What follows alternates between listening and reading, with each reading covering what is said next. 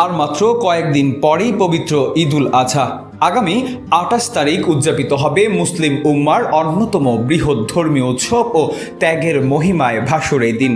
আর ঈদকে সামনে রেখে রাজধানীর বিভিন্ন পশুর হাটে ইতিমধ্যেই আসতে শুরু করেছে কোরবানির গরু, মহিষ ও ছাগল।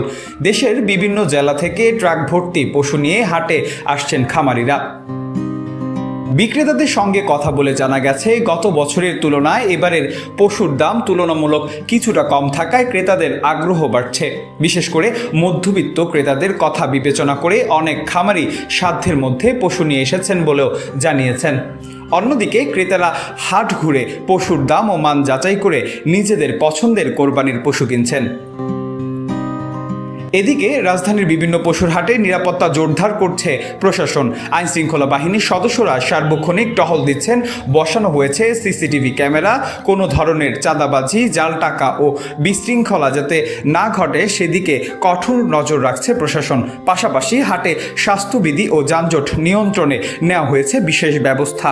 সব মিলিয়ে কোরবানির ঈদকে ঘিরে জমে উঠতে শুরু করেছে রাজধানীর পশুর হাট।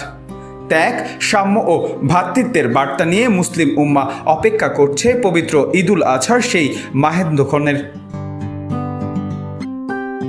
মাহবুবুর রহমান শান্ত, দৈনিক আজকের বাংলা, ঢাকা।